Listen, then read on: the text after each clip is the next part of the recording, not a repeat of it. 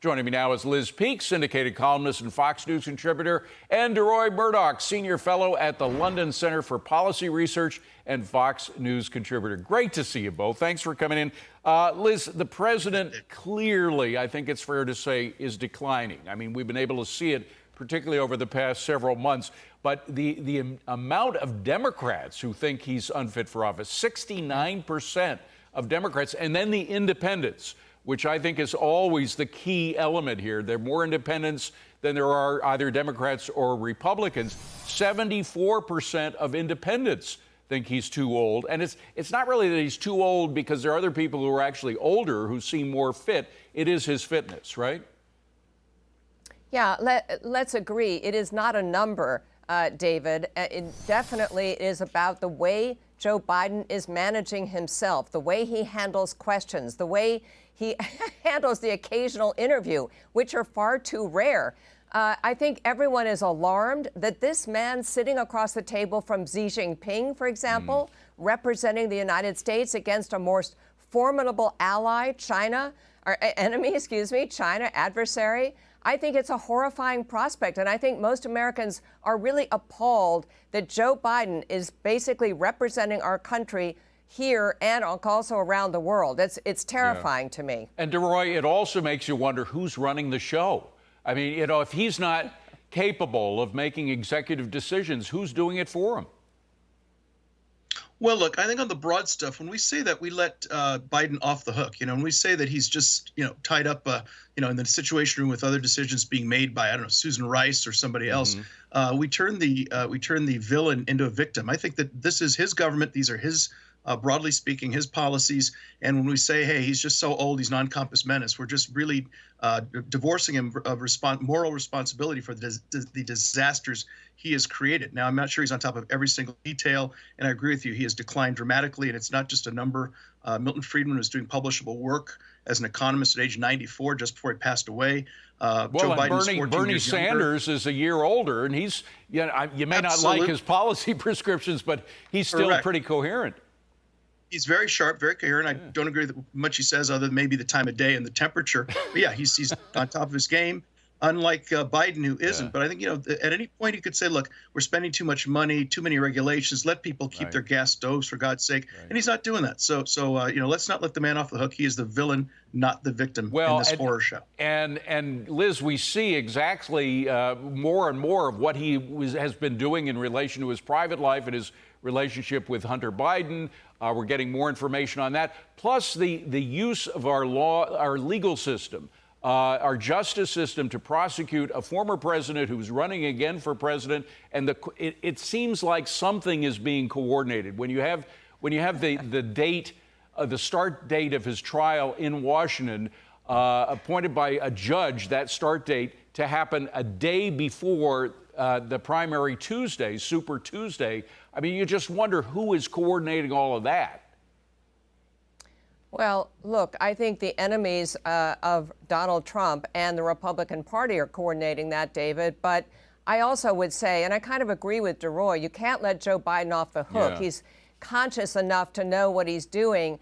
And by the way, I think it's fair to say this is the most corrupt White House in my lifetime. I have never seen a White House use their Department of Justice not only to go after their foremost political rival and try and get him out of the race, which is what all these indictments are trying to do, but also cover up an investigation, block and obstruct an investigation into a sitting president for which we have plenty of evidence that he hasn't been involved with possibly corrupt practices. So it's both ways. They're protecting Joe Biden and they're trying to get rid of Donald Trump. I think it's absolutely appalling, and I really can't imagine that this is going to happen, that all these trial dates, are going to be set right in the middle of primary season. And by the way, where is the special counsel who's looking into the documents problem that Joe Biden has, right? I mean, well, remember how long Mr. Weiss, of course he wasn't a special counsel back then, was looking into Hunter. It took him 5 years. So I suspect it's going to be another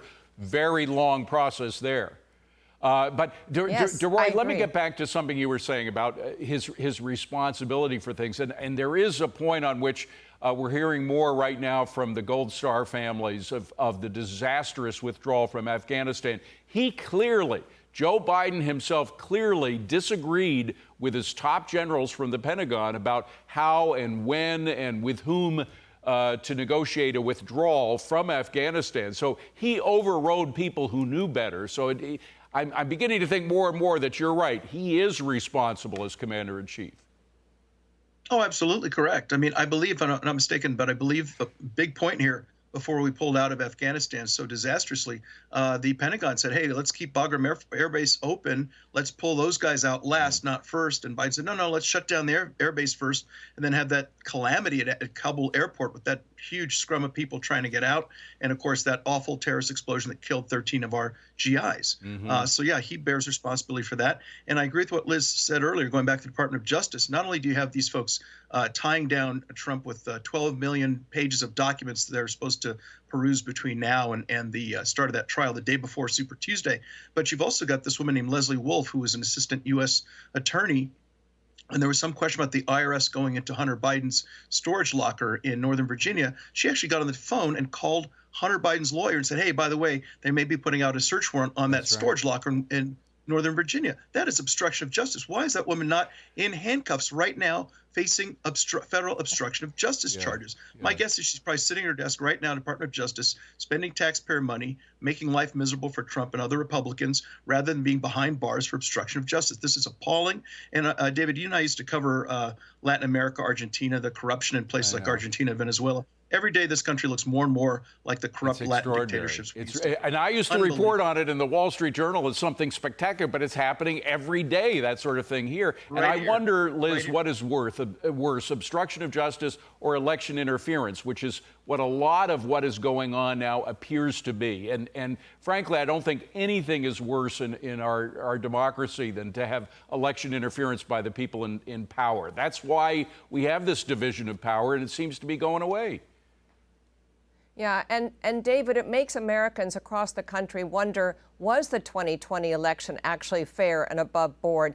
Is Donald Trump wrong to have cast aspersions on that election and raised questions about it? Because what are they doing now? They are interfering with the 2024 election. And by the way, they did this in 2020 by basically suppressing news of the Hunter Biden laptop being found and the material that was carried on that. So, you know, this is all so detrimental. What's so offensive, David, it is hurting our country. It is making people doubt our elections and obviously our elected leaders. This is really not good for America. Joe Biden needs to get out of this race now. And I wish he would. Well, and you know, the other thing, going back to the Latin American allusion to that we were talking about before, Deroy, is the fact that we don't have a sense of law and order anymore. And that was the key distinguishing feature between the United States and other banana republics. And the more we hear about what Joe Biden had that connected him to his son's business, now we're getting word of these 5,400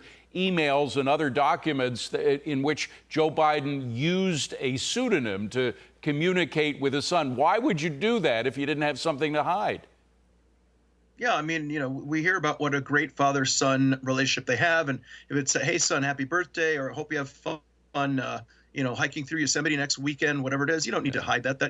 I assume you can send that on whatever the official emails are, what have you. But 5,400 of these messages back and forth, this stuff has to be, these materials need to be turned over immediately to the House Government Oversight Committee. They should take a look at this. If it's all innocent and it's all just, you know, happy birthday and hope you're having fun with the kids, wonderful. If it turns out this stuff is as nefarious as we think, the American people have a right to know it. And by the way, these were all emails generated on government property with taxpayer dollars. As American citizens and taxpayers, we have a right to look at every single one of those 5,400 emails right now. And finally, Liz, that Shokin interview in which he said, again, of course, it's assumed he's talking his book that he said that it was bribery that led to his being fired. On the other hand, we had that great reporting from John Solomon last week suggesting that Biden overrode these career officials at Treasury, at State Department, at Department of Justice. All three of those departments, those experts were overruled. They said Shokin was okay. Biden came in, overruled them, fired the guy who was looking into his son's business. I mean,